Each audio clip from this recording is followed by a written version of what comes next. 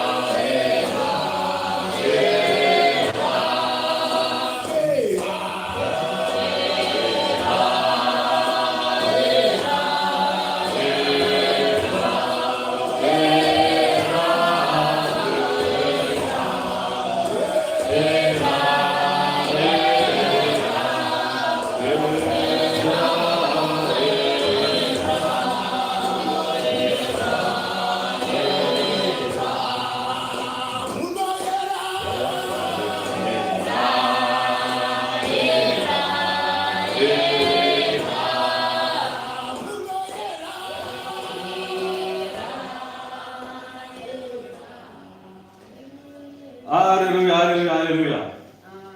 It's nice to be here. Tinoti zvakanaka kuva pano.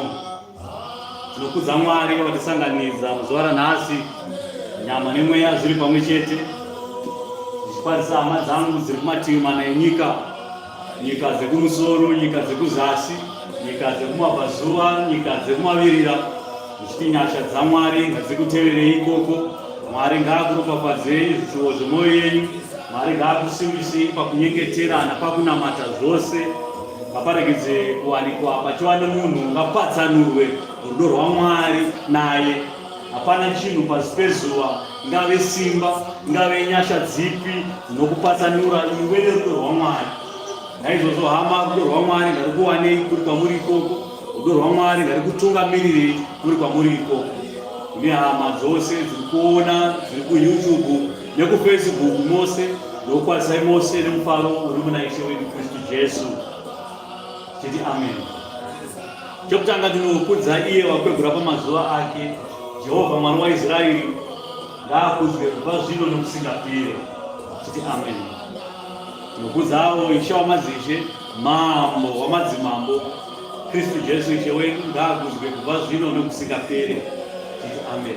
Tinokudza mweya mutsvene waMwari, mweya wazokwadi, azati ari piyo kana kuti dhamureta, azati ari midzimu inoyera, azati ari Holy Ghost, nokuti haana kurarama kuna vakafa akazofa, asi iye wakabva kuvapenyu akauya panyika dzino pane vakafa kuti avape upenyu. Naizvozvo mweya mutsvene waMwari ngaakudzwe kubva zvino nokusingaperi. Titi amen. Ndokudza vakuru vakatanga nero ribasa paJerusarema pano, kubva kuvaprista vedu nokutedza nezvigaro zvenyu ana baba kusvika kwakomana kadiki kanoi pauzana muimba yaMwari. Titi amen. Ndokudzawo nokukwazisa nekusimbisa ana mai vakuru vanokudzwa paJerusarema, kubva kwavakuru ana mai vaprista kutedza nezvigaro zvenyu ana mai kusvika kasikana kadiki kanoi pauzana muimba yaMwari. Titi amen. Nhasi zuva renyu hanzi zuva reValentines. Zuva reValentines ndo ramuri kumhanya ramuri kukoshesa. Asi Ishe kuti hapana rudo rwupi nerwupi runofanira kukupatsanurai naShe. Asi unoona vanhu vanokoshesa zuva rerudo, vanoti zvanzi zuva rerudo. Saka zvichida kuti mazuva esaya hapana rudo. Rudo runongowanikwa pazuva rimwe chete. Pazuva iroro chete ndo panoitwa zverudo, ndo panotaurwa zverudo, ndo panoita sei kusasana kwerudo. Nguva yese hapana rudo. Rudo runozowanika pazuva repakalenda. Ishe ari kuti aiwa kainini handina kuenda rudo rwakadaro. Irorwo rudo handiruzivi, nokuti rudo chairwo runobva kuna Baba. Handine rudo kuna Baba nerudo rwese. Saka hakuna munhu angapatsanira rudo rwaBaba nerudo rwenyika. Urutenda kuti rudo rwenyika rusati ruri rudo rwaMwari. Vanhu vanoda rudo rwenyika runoratidzirwa pakalenda, runyorwa pakalenda, runochemerwa zuva kuti ndo zuva ravanhu vanofanira kuungana vachinamata Mwari. Asi zvino ukatarirai hama zuva ramunoungana kunamata kwamuri kuita makunamata vamwari verudo, vamwari venyika dzino. Makunamata mifananidzo haichazati iri zverudo, asi zvava zvechitendero, zvava zvekutonamata zvamakwita. Saka mukasaratidzira rudo pazuva rakatarwa rudo, vanenge venyika vanenge vachikuti makarazika pakuita kwenyu. Nokuti ivo vane zuva rimwe chete ravanoita zverudo, ravanoratidzira rudo, asi 364 days vanenge vachiita zveutsinye nezvakaipa chaizvo. Ndo vakuru vemazivoro havaziva. Asi zuva rimwe chete rino ndo zuva raanokoshesa kuti aiwa ndo zuva rinoda mukadzi wangu. Izvezvi mumwe atoendesera iyoyo Valentines kugirlfriend futi. Tiri mukutaura zverudo, anotoratidzira rudo kugirlfriend kwete kuamai veimba. Ivo amai veimba vakamirira vachitanzi rudo rwuri kuuya, asi rudo rwaenda kusmall house izvezvi. Zvose izvi zvinowanikwa nokuti vanhu vanoshayiwa rudo kuna Kristu tenzi. Tsvagai rudo kuna Baba, yananai naBaba rudo rwese runowedzerwa kwamuri. Saka Mwari achiti tsvagai Mwari achiri pedyo, danai kwaari achiri pedyo, zvimwe zvese zvinowedzerwa kwamuri. Saka kana ruri rudo, dziri mhuri dzenyu, vari vakadzi venyu, vari magirlfriend enyu. Rudo irorero harikatitadzise isusu kuyangana naMwari. Asi hatikakwanise kuratidzira rudo kune vanhu vatinoona, tichitadza kuratidzira rudo kune vasingazivi, vasataona. Zuva rimwe chete ravazvitarira rakatarwa nenyika kuti ndo zuva ravakuita zverudo.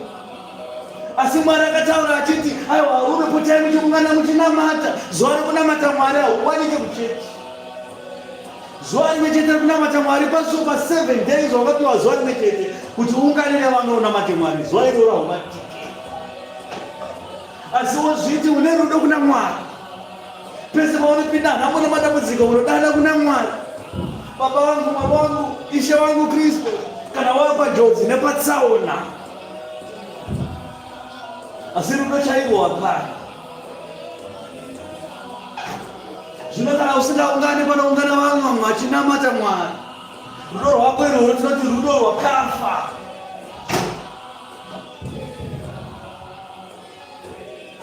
Ishandirai mweya yenyu kuti mweya yenyu ipone. Mweya yenyu inoshandirwa nerudo rwaKristu.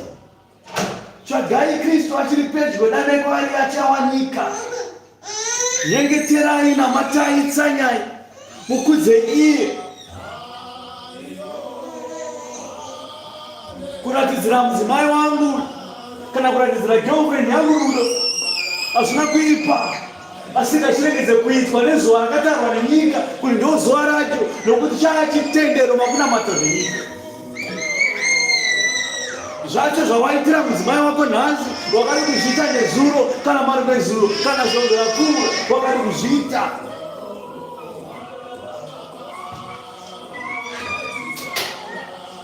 Shamu yemwana oi mangaini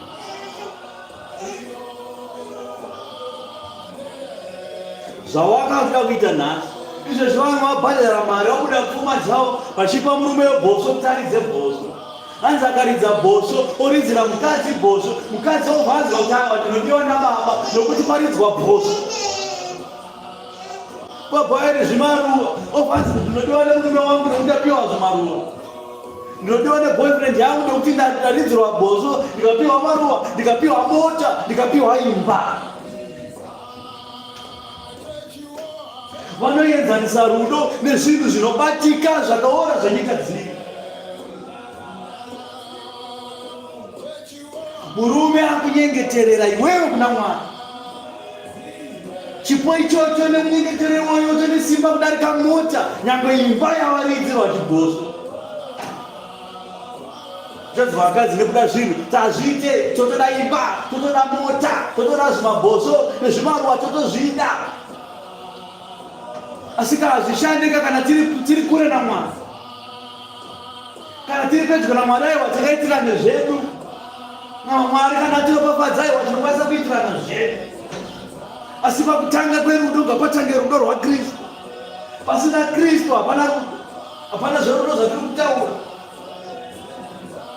Handikati inini ndoda mudzimai wangu, ndinomuda asi mudzimai wangu hatinamate Mwari, hatizvitsaure kuna Mwari, hatina kana chipi nechipi chatinoita tichiratidzira rudo rwaMwari. Asi ndobva ndati aiwa ini mukadzi wangu ndinokuda. Hapana rudo rwakadaro, rudo rworo runonzi rudo rwakafa reunyengeri. Hapana kana chinhu chipi nechipi chingatipatsaradzanise rudo rwaKristu nezvi. Iye ndiye wakatanga kutida akada chete kuti aiwa chidzoreraiwo rudo rwandakakupai. Rudo rwandakakupai nderekuti mugovadyire nhaka yeupenyu husingaperi. Asi kana kuti muwaniko muchidya nhaka iyi yakapikirwa imi, nhaka inoshandirwa nomweya. Saka shandirai mweya kuti mweya apone. Shandirai mweya kuti muyanane nemweya mutsvene waMwari. Shandirai mweya kuti rudo rwaMwari rwedzere mamuri, ruwanikwe ruri mamuri. Nokuti pakuguma kwenyika muchatongwa nerori. Hamutonga kana nemunhu, asi shoko irori ndio chakutongai. Uchauya pamberi pechigaro choushe. Ishe wabvati nhasi izuva rekutonga kwako.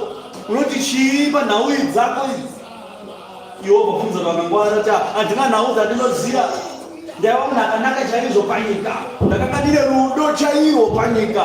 Naka mukadzi wangu ndakamurizirisa mabhosvo, akaridzirwa bhosvo. Mukadzi wangu anotopumura rudo rwandinaro, ndikamutengera mota, ndikamutengera imba. Ubvunzei chive chapupu. Mwari hwatai wakapa rudo rwaKristu rurimo here mauri? Magwaro obva abvetwa mauri kuti arimo here magwaro? Rudo rwaMwari rwawanikwa here riri mumunhu?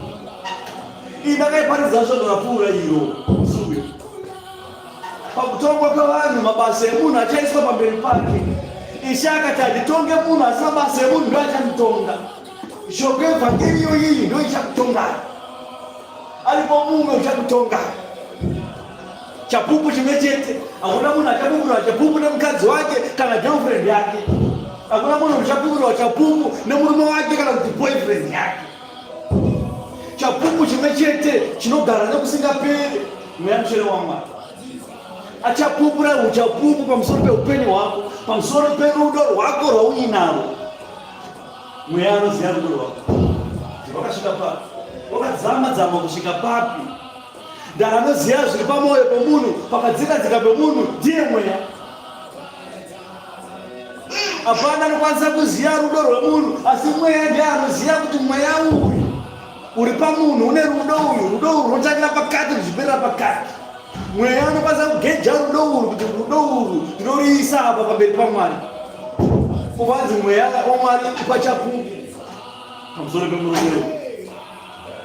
Mweya waMwari obva ati rudo rwawanikwa riri mumurume uyu harusokwana muruoko rwangu, ndo rudo rwaainarwo.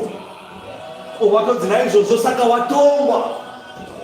watotongwa. Evidence inenge yakazara, evidence inenge iripo yekuti hapana kana nharo dzaunoita unoona wega zveshuwa kuti apa zveshuwa ndiri wrong. Obvanzi ati watongwa, handiti zvaiswa pachena. Chenda kwako iwewe kwakafanira. Unoenda wega kukahadhesi usina kusundwa kana kumanikidzwa, asi rudo rwuri mauri ndo runokusundira ikoko. Saka tichiti tsvagai Kristu nokuti Kristu rudo. Tsvagai Mwari danai paari achiri pedyo nokuti ndiye rudo. Hakuna rudo rwakadai rokuti rudo rwakafa. Ndonyepera kunge ndinokunda asi ndisina rudo kuna Mwari. Rudo rwaMwari runoratidzirwa pazvizhinji. Kubatsira hama yekwako sezvaunozviita iwewe uchidaro kwako, rutori rudo irworwo kuna Mwari. Mapoinzi akanyorwa bhuku dzekudenga. Kuda vanoshayiwa vanotambura ovapo zvikwanisiro, chingava chikafu, ngava hembe, ngava mvura yekunwa chaiyo. Ndo mavara erudo, ndo runonzi rudo. Kurangarira vamwe, uchigaya vamwe pakushayiwa kwavo, kusimbisa vamwe vakaneta kuti vave nesimba, kuparidzira mweya yakanazira kuti itendeuke kuna Mwari, kuudza vanhu chokwadi usingavanyerere, usingabhabhadzira, asi kwaudza kuti murume zvauri kuita zvakarasika, tendeuka. Ndo rudo rwaMwari. Rudo rwaMwari runobva zvakare nemwoyo murefu. Ndobva mava nemwoyo murefu pakuita kwenyu nepakubata kwenyu. Vakawanda vanobva vashayiwa mwoyo murefu nokuti havana rudo. Rudo runofambidzana nemwoyo murefu, muchiitirana mwoyo murefu. Saka zvino kudzimba dzenyu kwamuinako, amai, baba, kana makuratidzirana rudo, baba kuna amai, amai kuna baba, mopota muchiitirana mwoyo murefu. Nokuti pakashayikwa mwoyo murefu, zvoswera zvazvibhakera. Matanga muchida kuita zverudo, asi zverudo zvapera zvane zvibhakera nokutaura kwakaipa nokupotsedzana kwamashoko nemavara. Kusvika mumwe atukirwa amai vari mumusha uko, ari kwamurambinda. Mai vanogarwawo pasi pemango pamumvuri, vatodyawo chibage chavo namanhanga avo, vakazvinyararira zvavo, obva vapinzwa munyaya dzisina basa, obva vatukwa newe uri kure uko. Tukirwa amai, tukirwa baba. Asi zvatanga parudo kaizvi, tobva taziva kuti hapana rudo apo, roda paine runoda paitikwa mwoyo murefu. Kana muromo unongotaura sezvese, Ishe anoti tanga wanzira kairi usati wataura. Ndokuva nemwoyo murefu. dzirane mwoyo murefu. Rudo rwaMwari ngaruwanikwe mamuri. Rudo rwaMwari ngaruwedzere kwamuri. Idai Mwari achiri pedyo, mudaneko ari achiri pedyo. Shandirai mweya yenyu. Mweya yenyu inoshandirwa nokutsvaga mweya mutsvene waMwari. Kumbirai zvakanaka, Ishe anotaura achidaro kuti hamuziye zvekukumbira ndeo problem yenyu. Dai maiziya zvekukumbira, maikumbira mweya mutsvene waMwari. Aikupai iyo. Kana baba venyu venyika vachiziyai kukupai zvakanaka, ko baba venyu vekudenga vanokupai zvakanakisa kudarika apa zvinhu zvakadini. Baba venyu chaivo hapana vanhu konzi baba vakakumbira nemwana kuti mwana akumbira chingwa, baba upa mwana dombo. Mwana akumbira nyama, baba upa mwana chinyavada kana nyoka. Asi baba vakaipa chaizvo, vanoziva kupa mwana wavo zvakanaka nokupfurisa. Ko baba vekudenga vakanaka nguva dzose, mukavakumbira mweya mutsvene angakunyime here? Havakunyime. Havada kunyime kana kuti tokupa here pambine mupane.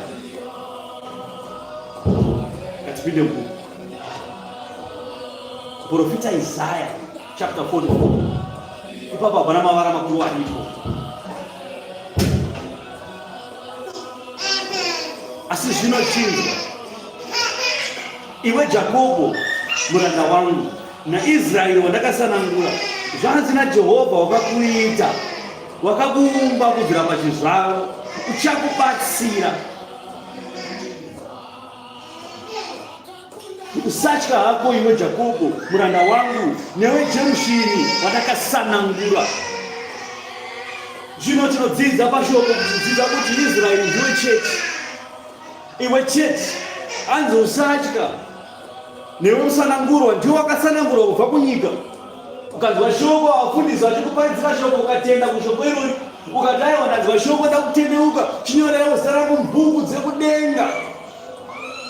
Chindi Jorodhai muzita raBaba noMwanakomana nemweya mutsvene. Ndiwe abo uri kutaura musanangurwa. Iwewe ndiwe musanangurwa. Nene ndiri musanangurwa mutemberi yaIshe. Naizvozvo tinozvidana nezita iroro, tichizvidana kuti tiri vaKristu, tichizvidana kuti tiri vaMwari. Vanzi naMwari usatya, nokuti ndichadira mvura pamusoro penyika ine nyota.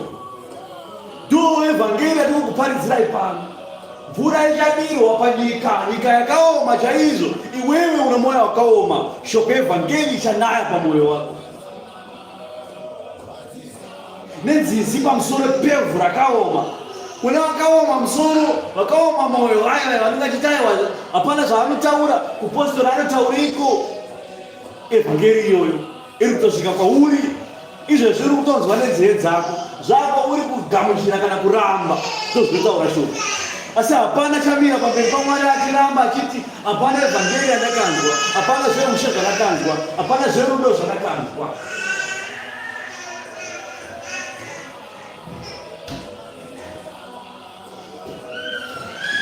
Ndichadira mweya wangu pamusoro perudzi rwako, nokuropafadza kwangu pamusoro pavana vako.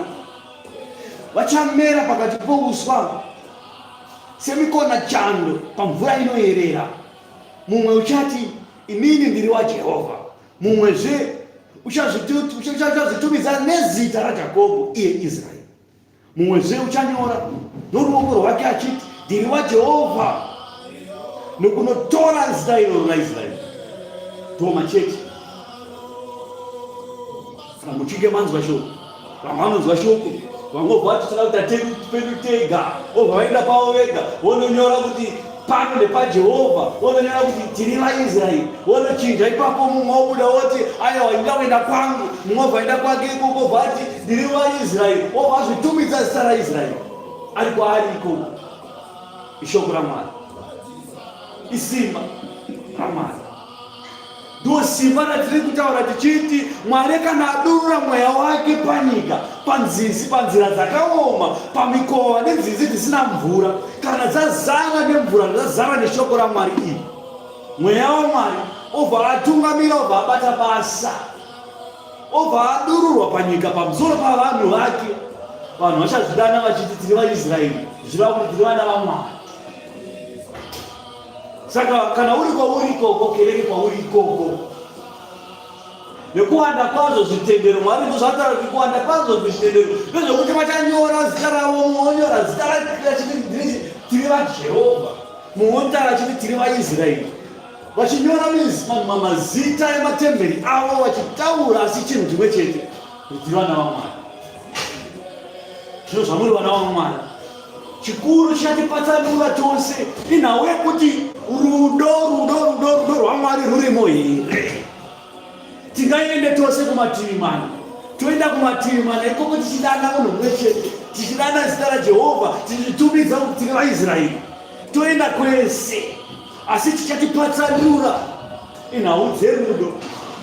Rudo rwaMwari ruri matiri here, kuti mweya wemunhu apone ndokunge mweya wake ayangana nemweya mutsvene waMwari, obva agamuchira mweya waMwari, obva adururwa mweya mutsvene waMwari pamusoro pake, munhu iye achava mudyi wenhaka yeupenyu husingaperi. Ndozvinoreva mweya. Nenzira dzokunzwa nganzvo zvinoreva mweya pakereke.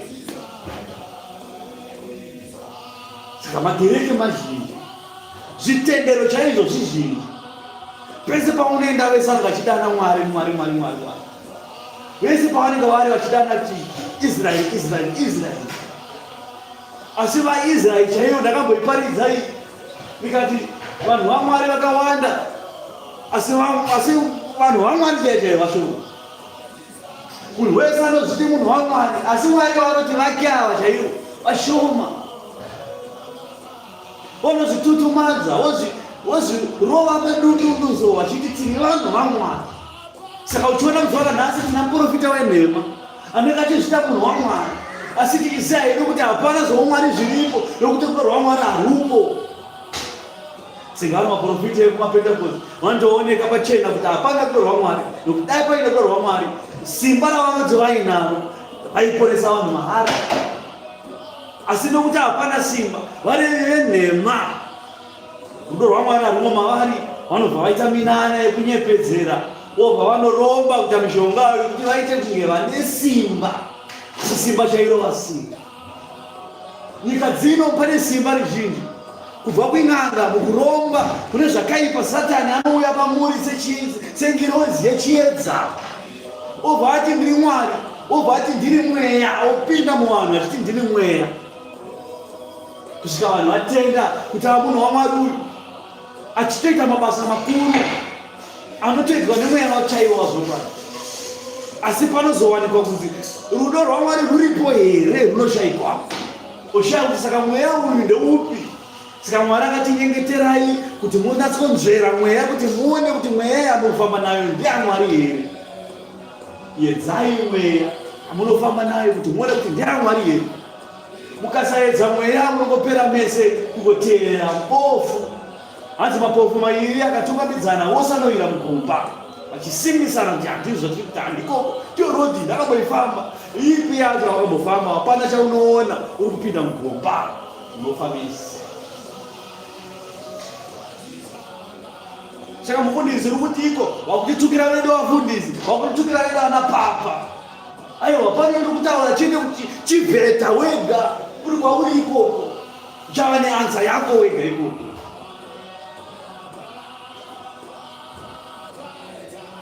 Wongorora papa vako, wongorora vafundisi vako, wongorora vaprofita vako, vaedze pamweya,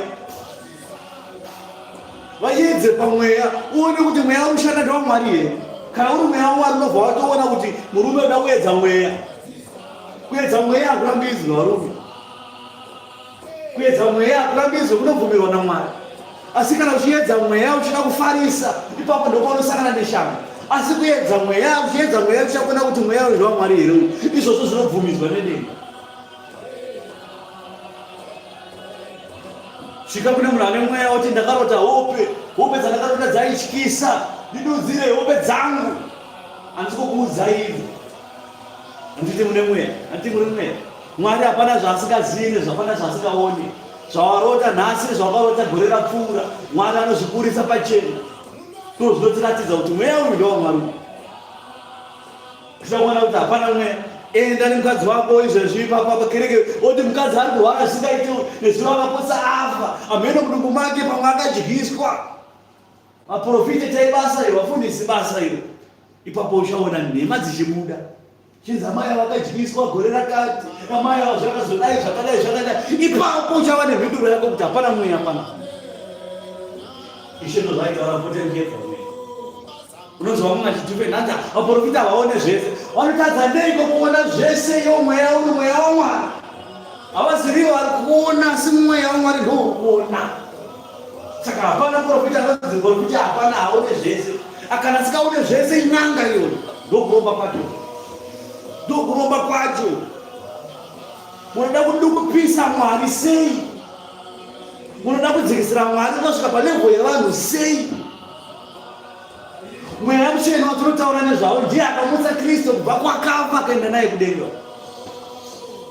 Mweya iyeye ndiye akatora Andrea, abva atorwa Andrea akanzi enda unoona pane muranda weKandase ari kuverenga Bhaibheri abva kutemberi kuJerusarema uko asi akudzokera kunyika yeEthiopia ari mungoro yake izvezvi asi ari kuverenga magwaro asi kumanzwisisa. Saka ndakuti uende unokuparidzira shoko uri patsanure uri kwaari ikoko. Mweya vatora Andrea mumweya. Andrea akaendwa nayo mumweya akaikana akuEthiopia kubva kuIsraeri akaikana akuEthiopia pamberi pengoro akamisa ngoro akati ho wakafa mirai ngoro yatumwa naIshe murume ukurava bhuku iwewe kubva kuna vaprofita Isaya kuna Mozesi. Ndikunyebva here zvanzi chokwadi ndekurava sapana chandiri kuzwisisa. Tikazi zvino Mwari andituma kuti ndikupatsanurire. Rega ndikupatsanurire shoko iri. Akapatsanurirwa magwaro akatenda kushoko akati ndomweya watinotaura nezvavo. Kwete mweya wapapa wako uyu nekamuprofita kako aka kamune mumwe muchisaidhira muchiti haone zvese zvipi zvaasikaoni n'anga iyi. Hanenzeve dzokunzwa ganzo zvinoreva mweya pakereke zvagwamuri hama.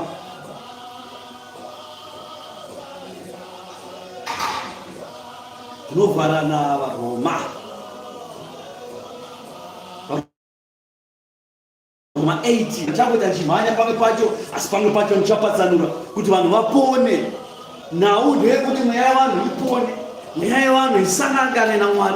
Mweya wako uyanane nemweya waMwari. Mweya watiri kutaura nezvake pano ndiye mweya watiri kuparidza pano. Pasina yeye mweya hapana akatende. Pasina mweya iyoyo handingaparidzei. Pasina mweya iyoyo hakuna akapone. Ishe notaura kuti ndakakukumbirirai mweya mutsvene kuna Baba kuti auye pamusoro penyu. Kana achinge auya pamusoro penyu achakudzidzisai zvose zvinofanira kunge zvichiitwa. Achakuparidzirai zvose pane zvangu. Achatora pane zvangu okuparidzirai izvi. Haana chimwe chaachakuparidzirai kunze kwezvangu nezvaakaona nezvaakanzwa kudenga. Ndiye mweya watotaura nezvake. Kwete mweya wekuti anzi aone hope. Hope dzenyu dzanyanyorebesa nokuti ndedzazikore rapfuura. Mwari ane zuva, Mwari ane taimi. Seiko muchida kudukupisa Mwari? Muda kudukupisa kukaita kanhu kadiki-diki. Mweya waMwari muda kaita kanhu kadiki-diki katete kasina basa. Samune mweya ino. Ityai Mwari. Zvinhu zvaMwari ngazvibatwe noutsvene hwazvo. Tanga namagwaro iwayaya. Tanga netemberi chaiyo yaMwari. Tanga mweya mutsvene chaiwo waMwari. Vanhu tikatya izvozvo zvinhu zvipenyu hwedu hunoita nani. Tinenge takufamba mugwara rakanaka. Batai miromo yenyu, vhurai nzeve dzenyu, teererai kairi musati mataura. Musanyunyute zvakare mwoyo menyu. Mwoyo yenyu ngaisununguke. Mweya awane nzvimbo yekugara. Mwoyo yenyu iyi itemberi yemweya. Nyama yenyu iyi itemberi yaMwari. Saka musaise matatu, musaibliche, musaitisa upombwe, musaite madiro aJochina netemberi yaMwari. Kuda Mwari nerudo rwaMwari runotangira pakuchengetedza temberi yake. Temberi iyi ikachengetedzeka zvakanaka, unoita warurama pamberi paMwari. Rudo rwaMwari runotanga mukururama. Taiwa Mwari ndinokutyai, ndida kururama pamberi penyu, kuti ndigoshayirwa mhosva pazvinhu zvenyu. Unogodana seiko uchiti ndiri waMwari, ndiri waIsraeri, nini iyo temberi yakasviba yakagarwa nana mbuya gaikondo. Temberi inopindwa nemweya wetsvina nemabatiro acho. Kutsama chaiko kwakunoita hasha dzaunoita dzedzia, unongotosvibisa temberi uchipa mukana kuti zvakasviba zviwanike kutora muchichema munhu. Ushe hwekudenga huri mamuri hunowanikwa sega mamuri kana muchisvibisa temberi yacho. Temberi yaMwari inokusvibiswa. Batai izvi zvaMwari neutsvene hwaro. Paroma 8. Upenyu hutsva muna Kristu. Munofanira kuva neupenyu hutsva muna Kristu. Evhangeri vakaiparidzirwa kare, inogara chiiparidzirwa kuti kana munhu atendeuka anofanira kuita upenyu hutsva muna Kristu.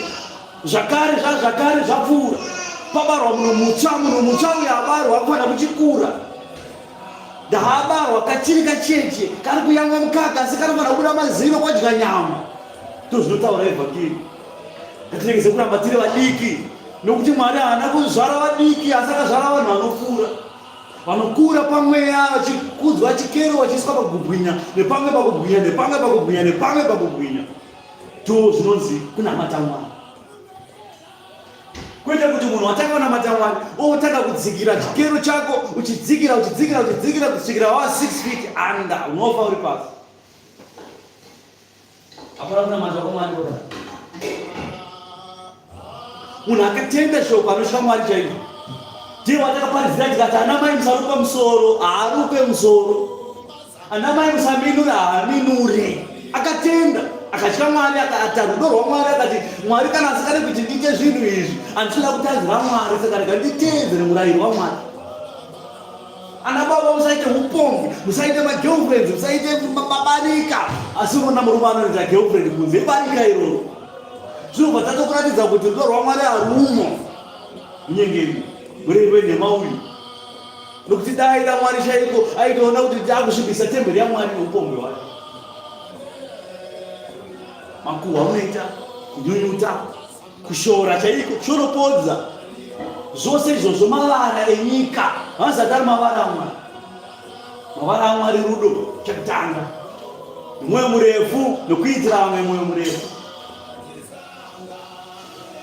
Tsvagai zvinhu izvi kuti mweya yenyu ipone.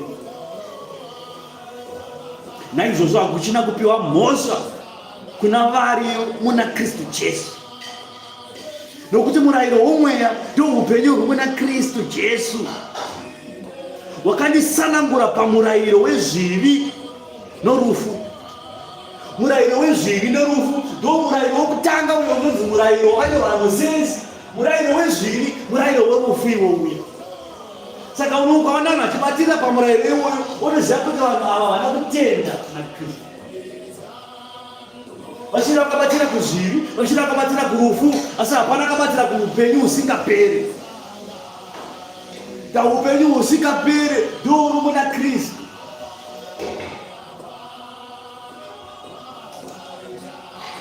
Ishe akati handida kuda kuzodzivisa murayiro ini, asi ndakada kuzokuzadzisa. Kwamuzere kuti murayiro yose yakabatanidzwa kubva pamurayiro miviri. Mwari akukuzarurirai zvakavanzika pamusoro pemurayiro iwoyo. Ndopaunoona kumati mhanya nawo murayiro iwoyo, aiwa isire murayiro chete, omhanya nemurayiro, aiwa isire murayiro chete, kuzungana ikoko. Kune zvakauya pamusoro pemurayiro. Ishe akazozadzisa murayiro. Wongo murayiro wakakuradzai zvivi zvenyu imi zvamunoita pamberi paMwari. Wakuradzai zvivi zvenyu bva wakuziva kuti ana anotadza anofa. Ndo murayiro iwoyo. Ukatyora murayiro chasara rufu. Ishe akati aiwa murayiro watyora asi hapana rufu apa, ndaazokupai upenyu. Chine urari kuti mudzoke munzira. Ibvai pakutadzira Mwari. Ishe akasiya kuudzai asi hamudi, soro kwakaoma. Mhanya murayiro, tine murayiro, tine sabata, sabata. Vachimhanya nayo. Tendeukai varume, tendeukai. Murayiro unonzi hauna kuipa. Asi pamusoro pemurayiro panofanira paine zviripo. Tikaisa murayiro tikashaya zviri pamusoro pemurayiro hapana zvatiri kuita. zvino pamusoro pemurayiro ndiKristu. Asi Johani ndiKristu pamusoro pemurayiro. Johani Mubhabhatidzi akauya kare akagadzira nzira yake akafa akadzokera.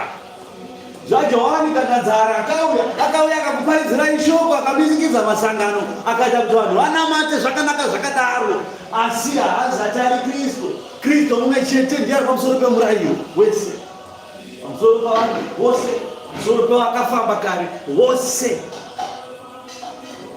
Dai aripo izvi zvaidemba izvozvo achiti musandinamate varume, please musandinamate, musataure mashoko aya munoti kuno kwandiri kwakaipa.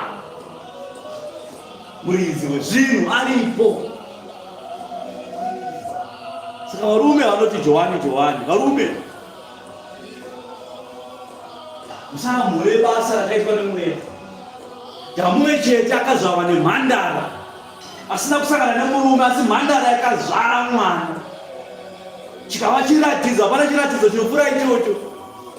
Ishe unototaura chipupura magwara ake chikazi hapana chimwe chiratidzo chamuchaona kunze kwechiratidzo chamuprofita Jona, kuti Jona akamedzwa nehoyo mazuva 3 akasvipwa kuNinevha nehoyo. Ndiwo chiratidzo chemwanakomana ichocho. Saka zvevamwe vamunotaura vese ava hakuna chiratidzo chakadaro. Unonzwa mumwe achita vanamamazvaii ndiye ari pamusoro paKristu. Varume hazviko zvese izvo, nokuti vese ava vakazvarwa nemubereko yemukadzi, vakazvarwa nemurume anozivikanwa kuti murume uyu ndiye baba vemwana uyu. Asi Kristu ndiye mumwe chete, nokuti mhandara isati yaziva murume yakabatira mimba ikazvara mwanakomana. Hakuna chiratidzo chinopfuura ichocho. Nechiratidzo chaJona chaicho hakuna chiratidzo chinopfuura ichocho. Mwanakomana akafa akamuka. Ko vacho vamunotaura ana Johani vakamuka here? Havana. Uyu muchinda wemunomwe vava vanonamata zvega pasi akasvika pakudyiwa nembwa, nyama yaora, zvichera namusoro zibvarurana munhu achidyiwa nembwa. Asi mumwe chete akamuka, akatoonekwa kunzi amuka. Tomasi chaiye akatoramba akati aiwa hazvizirizo chabvuma kusvika ndamuona kusvika Ishe adzoka. Akati bata maoko angu aya ndakaroherwa, bata parutivi pangu apa pandakabayiwa. Akatenda akati haichokwadi, ranga ndichiramba batichokwadi. Saka varume ngatiregeze kuva neconfusion panhau dzokunamata Mwari. Vanonzwa vanoriramba iwarambai chaizvo, asi hapana patichasvika kuna Mwari. Zuva rekusvika kuna Mwari hapana patichasvika zvinzi hamuna kurinzwa, nokuti marinzwa tikakuparidzirai nhasi.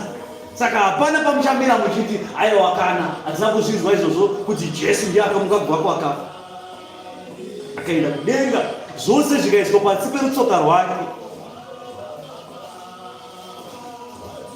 Ngatipinde mbuzi. Naizvozvo agoka pasina kupiwa mhosva kuna vari muna Kristu Jesu, nokuti murayiro womweya woupenyu muna Kristu Jesu wakatisunungura pamurayiro wezvivi newerufu, nokuti zvakanga zvisingakwaniswi nemurayiro, pakushayiwa kwawo simba nokuda kwenyama, Mwari pakutuma kwake mwanakomana wake nomufananidzo wenyama yezvivi.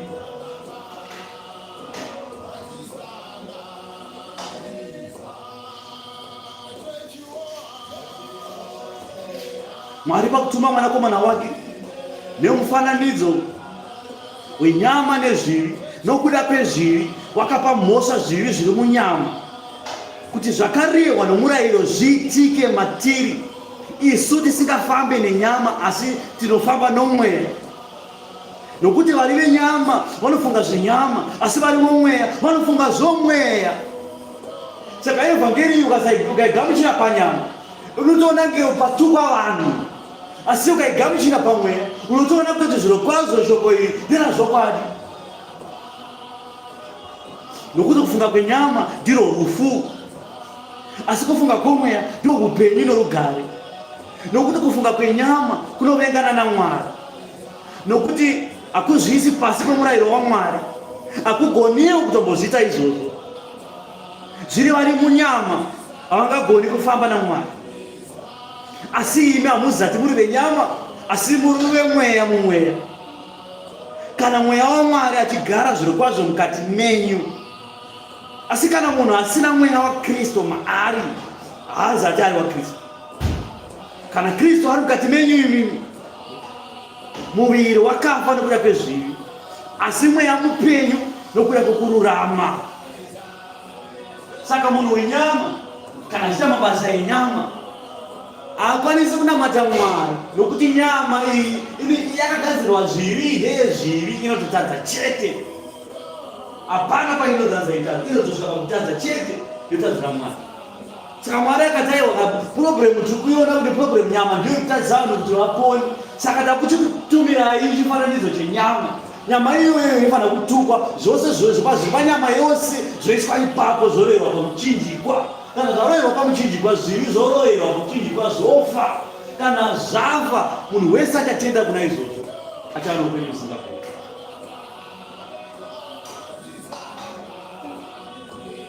Ndizvo, amen. Kana Kristu ari mukati menyu, muviri wakafa nokuda kwezvivi, asi mweya mupenyu nokuda kwokururama. Zvino kana mweya waiyeyo wakamutsa Jesu kuakafa achigara mukati menyu, iye wakamutsa Kristu Jesu kuakafa, uchaponesa muviri yenyu inofa nomweya wake unogara mukati menyu.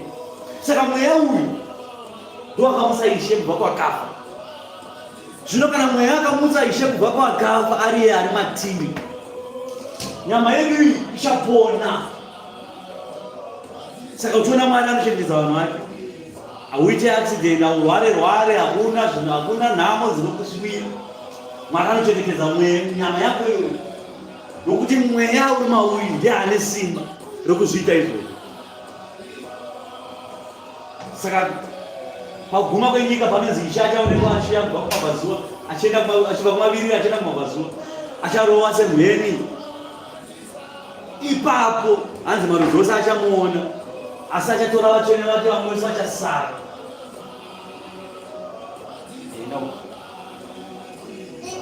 Enda ipapo vachatorwa nenyama dzavo. Iyi nyama Mwari akasa kuitora oenda nayo. Zvamunoti hazviite Mwari ndozvaanoti zvinoita izvozvo. Pai pamunoti haizvazviite Mwari ndopanotangira ipapo. Anogumira pfungwa dzavanhu vachiti hazviite, inini ipapo ndopanotanga ipapo. Saka uchiona Mwari akaisa mwanakomana mudumbu remhandara, zvinhu zvokuti hapana munhu anozvigona, uye nyangwe n'anga dzipi, nyangwe Satani ndiye azvigonezvo. Mwari ndozvakati izvozvo zvandada kuti ndiite, chive chiratidzo chokuti hakuna akachikopere. Kufunga kwenyu danga akagona kuzvikopera dati nana Jesu angani panyika ino, aichinamata na Jesu akawandisa. Zvino Satani akashaya kuti mwedzi dzacho dzafamba sei, Mwari wazviita sei zvinhu izvi. Ndouchenjeri waMwari. Pamunoti hazviite, Mwari ndopanoti zvinoita. Pamunoti aiwa tapererwa Mwari, Mwari ndopanda kutanga ipapo pamaperero. Mwari uyu ngaakudzwe hama. Naizvozvo hama dzangu, hatine ngava nenyama isu kuti tirarame netsika dzenyama, nokuti kana mukafamba netsika dzenyama muchafa, asi kana muchiuraya mabasa emuviri nomweya muchararama, nokuti vose vanotungamirirwa nomweya waMwari ndo vana vaMwari. Vanotungamirirwa nani? Nomweya waMwari ndo vaMwari. Zvino imi munotungamirirwa naDhamureta naPiyo naGinasiyo, hamuzati muri vana vaMwari. Vose vanotungamirirwa nomweya ndo vana vaMwari.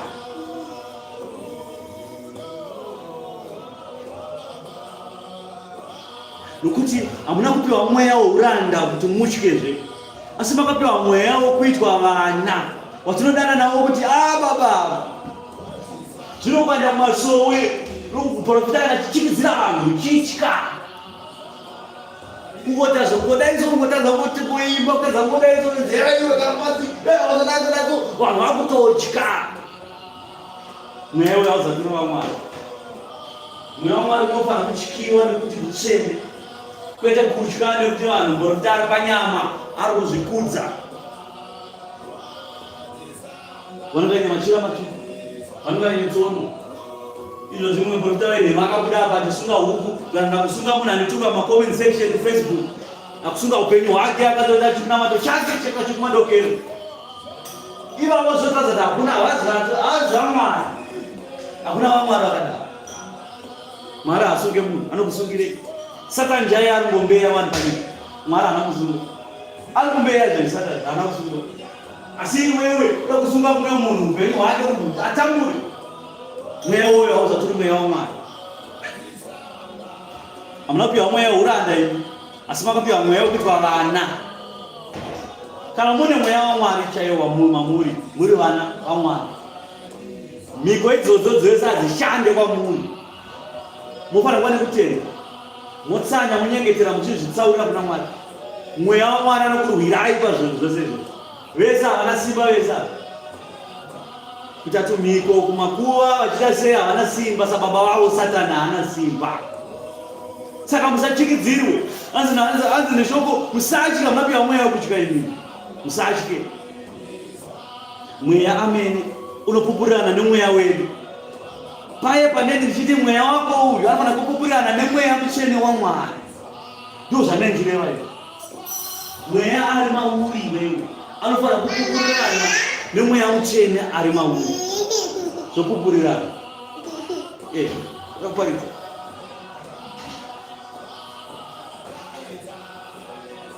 Mweya amene unopupurirana nemweya wedu kuti tiri vana vaMwari. Zvino kana tiri vana, tiri vadyiwe nhaka, vadyiwe nhaka yaMwari, vadyiwe nhaka pamwe chete naKristu Ishe wedu. Kana tichitambudzika pamwe chete naye, tigokudzwawo pamwe chete naye. Kutambudzika uku ndokurwiswa naSatani. Satani achikurwisai achiuya nemiedzo yake, navanhu vane ruvengo venyika vachikuvengai. Ndokurwiswa kwacho ikoko. Nokuti ndinoti madambudziko enguva ino haana kufanira kuenzana namadambudziko nokubwinya kuchazoratidzwa kwatiri. Nokuti zvisikwa zvinotarisisa zvikuru zvichimirira kuratidzwa kwomwanakomana waMwari. Zvino zvisikwa zvakaiswa pasi pezvisingagari, zvisingadi hazvo, asi nekuda kwaiye wakazviisa pasi pazvo, zvichitarira kuti zvisikwa zvimene zvisunungurwawo pauranda hwokuora zviiswe pakusunungurwawo nokubwinya kwavana vaMwari. Saka zvisikwa zvose zvamunoona zvese zvakatomirirawo nguva yekuratidzwa kwemwanakomana, ndonguva yekuguma kwenyika. Saka zvakaiswa pasi penyama ichaora, senyama inoora. Zvisikwa zvakaiswawo pasi peshamhu iyoyo zvakatomira kusunungurwawo nekuratidzwa kwemwanakomana. Nekubwinya kwedu kucharatidzirwa zvisikwa izvi zvichasunungurwawo.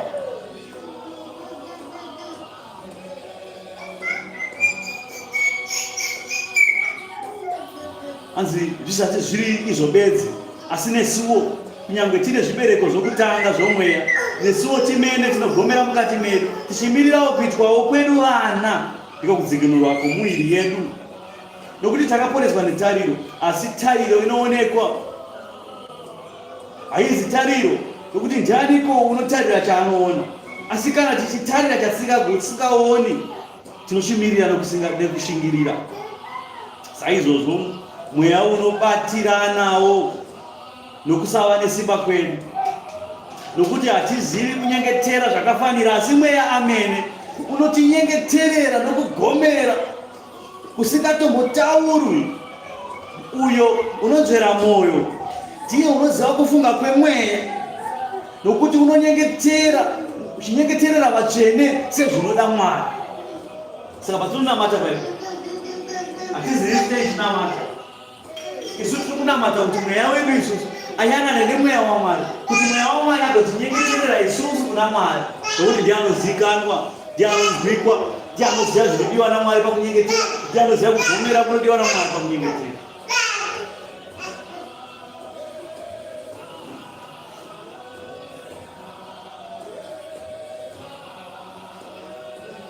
Tinoziva kuti zvinhu zvose zvinobatirana kuti zviitire zvakanaka avo vanoda Mwari, avo vanodanwa sezvaakafunga.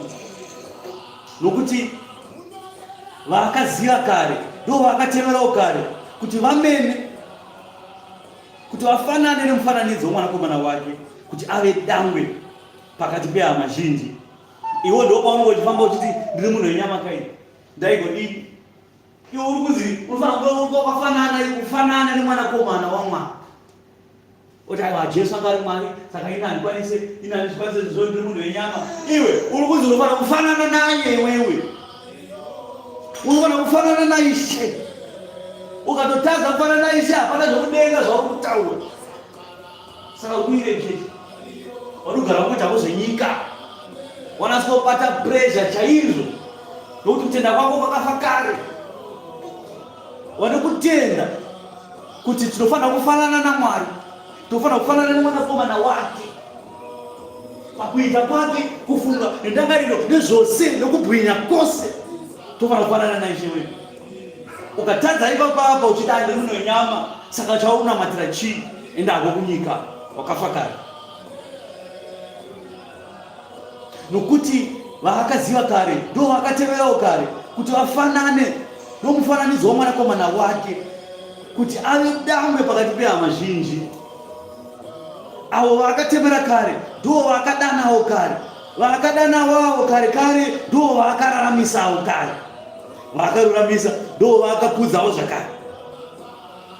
Zvino tichatiko pazvinhu izvi? Kana Mwari achitirwira, ndianiko ungatirwisa? Pazvinhu zvose Mwari anorwira vanhu vake. Haufaniri kuva uri munhu anopera simba, haufaniri uri munhu anoita anopera simba, haufaniri kuzvita munhu, asi uri mwana waMwari.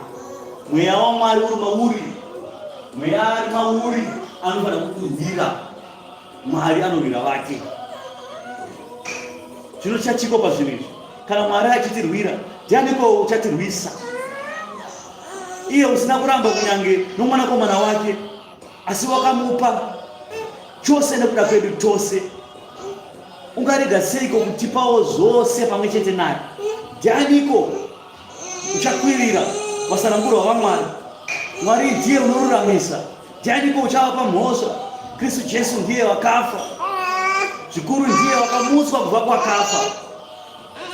Uri kurudyi rwaMwari, unotinyengetererawo.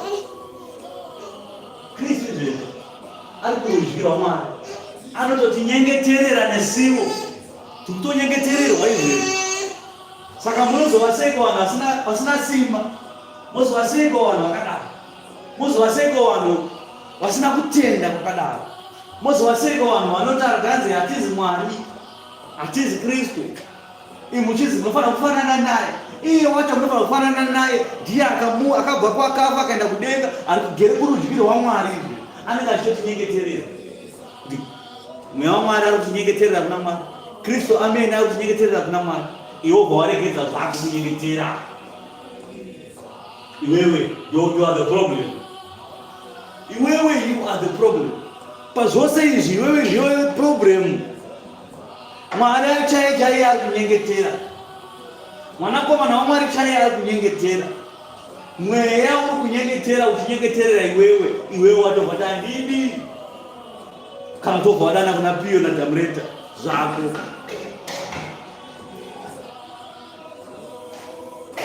Ndianiko uchatiparadzanisa nerudo rwaKristu? Kutambudzika, kana nhamo, kana kurengwa, kana nzara, kana kushayiwa zvokufuka, kana njodzi, kana nemunondo here, sezvo zvakanyorwa zvichinzi, nokuda kwenyu tinourawa zuva rose. Takanzi tiri makwai anobayiwa, kwete. Pazvinhu izvi zvose tiri vakuni nekupfuurisa naiye wakatida. Nokuti ndinoziva kwazvo kuti kunyange rufu, kana upenyu, kana vatumwa, kana vakuru, kana zvazvino, kana zvezvinouya, kana masimba, kana kwakakwirira, kana kwakadzika, kana chinhu chipi nechipi zvacho chimwe chakasikwa, hazvingagoni kutiparadzanisa nerudo rwaMwari rwuri muna Kristu Jesu Ishe wedu. Hapana hama, kana nesimba, kana asina simba, vari kumusoro, vari kuzasi, vanodedzera, vachiita noizi, vakadai, havana simba rokuti paradzanisa nerudo rwatiinaro muna Ishe wedu Kristu. Hakuna chotipatonisa. Zvingave zvematongerwo enyika, zvingave zvokuti anzi iwe uri kundevere, isusu tine mashona, saka hatiyanane, asi izvozvezvo hazvitiparadzanisi nerudo runa Kristu. Ukatoona une ruvengo kune mumwe wako, tanzi ndakavenga mandevere, iwe uri mundevere ndakavenga mashona, hauzati uri mwanakomana waMwari, umwari hauno mauri. Tendeuka nhasi anonzi nhasi. Ane nzeve dzokunzwa ngaanzwe zvoramuya pakereke. Kunzwa nekubwinya namasimba ose kazviye panzvimbo yenyu hama, kubva zvino zvisingaperi. Amen.